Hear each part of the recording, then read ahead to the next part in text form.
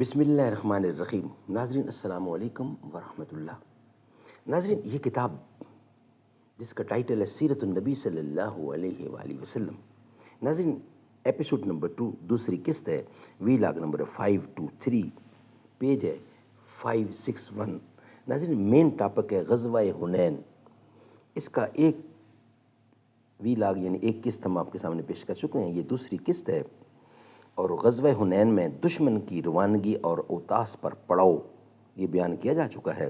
اب ہے ماہر جنگ کی زبانی، سپہ سالار کی تغلیط، یہ ہم آپ کے سامنے رکھنے جا رہے ہیں۔ انشاءاللہ پورا واقعہ ہم آپ کے سامنے رکھیں گے لفظ بلفظ اس کتاب سے، جس کا ٹائٹل ہے الرحیق المختوم۔ تمنا ہے کہ اس دنیا میں کوئی کام کر جاؤں، جو ہو سکے تو دشمن پاکستان کو ناکام کر جاؤں۔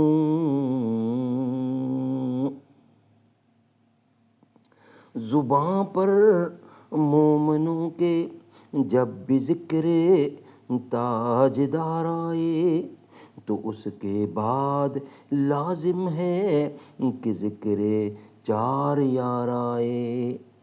ابو بکر و عمر عثمان و حیدر جب بھی باغباں ہوں تو پھر کیوں کرنا باغ مصطفیٰ میں ایک بہار آئے۔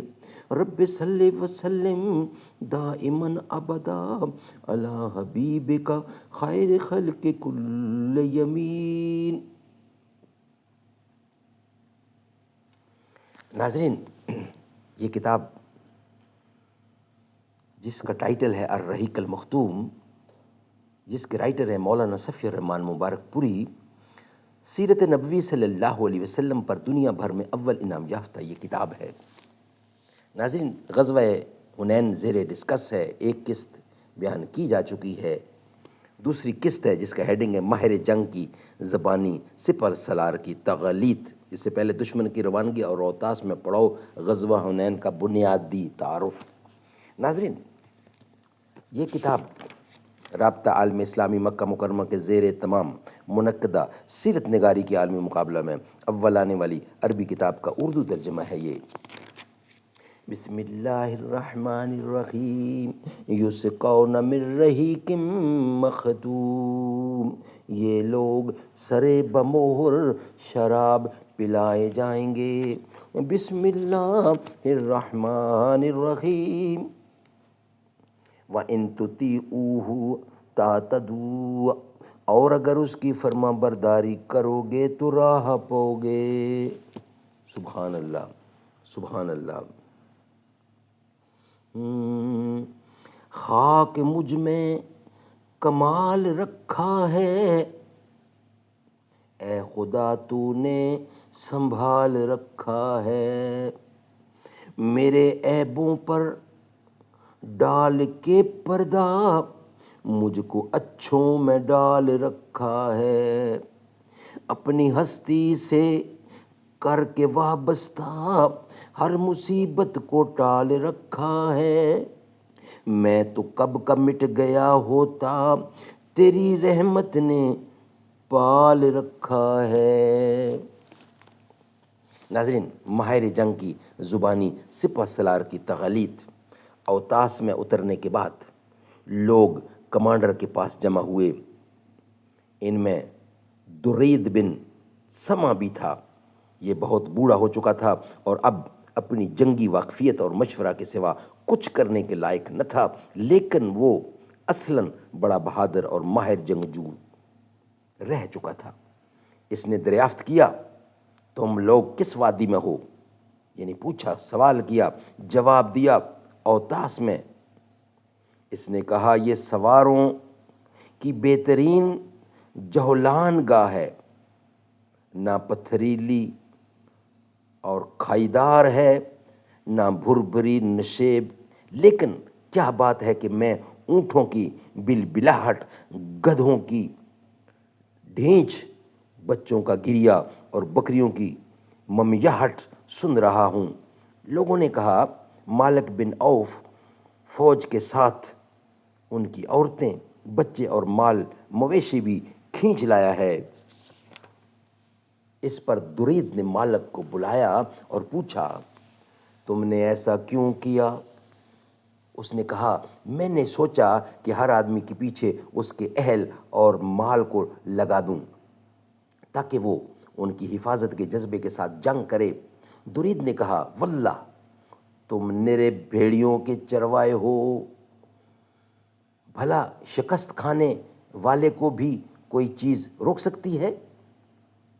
دیکھو اگر جنگ میں تم غالب رہتے ہو تو بھی تمہارے لیے شمشیر و سنا سے مسلح آدمی ہی مفید ہے، اور اگر شکست کھا گئے تو پھر تمہیں اپنے اہل اور مال کے سلسلے میں رسوا ہونا پڑے گا۔ پھر درید نے بعض قبائل اور سرداروں کے متعلق سوال کیا اور اس کے بعد کہا اے مالک تم نے بنو حوازن کی عورتوں اور بچوں کو سواروں کے مد مقابل لا کر کوئی صحیح کام نہیں کیا ہے۔ انہیں ان کے علاقے کے محفوظ مقامات اور ان کی قوم کو بالائی جگہوں میں بھیج دو۔ اس کے بعد گھوڑوں کی پیٹھ پر بیٹھ کر بد دینوں سے ٹکر لو۔ اگر تم نے فتح حاصل کی تو پیچھے والے تم سے آن ملیں گے، اور اگر تمہیں شکست سے دوچار ہونا پڑا تو تمہارے اہل و عیال اور مال مویشی بہرحال محفوظ رہیں گے۔ لیکن جنرل کمانڈر مالک نے یہ مشورہ مسترد کر دیا اور کہا خدا کی قسم میں ایسا نہیں کر سکتا، تم بوڑھے ہو چکے ہو اور تمہاری عقل بھی بوڑھی ہو چکی ہے۔ واللہ یا تو حوازن میری اطاعت کریں یا میں اس تلوار پر ٹیک لگا دوں گا اور یہ میری پیٹھ کے آر پر نکل جائے گی۔ در حقیقت مالک کو یہ گوارا نہ ہوا کہ اس جنگ میں درید کا بھی نام یا مشورہ شامل ہو۔ حوازن نے کہا ہم نے تمہاری اطاعت کی۔ اس پر درید نے کہا یہ ایسی جنگ ہے جس میں نہ صحیح طور پر شریک ہوں اور نہ بالکل الگ ہوں۔ سبحان اللہ سبحان اللہ۔ اشعار پڑھے کاش میں اس میں جوان ہوتا، تگو تاز اور بھاگ دوڑ کرتا، ٹانگ کے لمبے بالوں والے اور میانہ قسم کی بکری جیسے گھوڑوں کی قیادت کرتا۔ کاش میں اس میں جوان ہوتا، تگ و تاز اور بھاگ دوڑ کرتا، ٹانگ کے لمبے بالوں والے اور میانہ قسم کی بکری جیسے گھوڑوں کی قیادت کرتا۔ سبحان اللہ سبحان اللہ۔ ناظرین یہ ویلاگ یہاں ہی کمپلیٹ ہوتا ہے، انشاءاللہ نیکسٹ ویلاگ کے ساتھ حاضر ہوں گے۔ اس کا ہیڈنگ ہے دشمن کے جاسوس اور رسول اللہ کے جاسوس۔ یہ دونوں ہیڈنگ ہم آپ کے سامنے انشاءاللہ رکھیں گے ناظرین، مگر نیکسٹ ویلاگ کی صورت میں۔ ناظرین یہ ویلاگ ہمارا یہاں ہی مکمل ہوتا ہے۔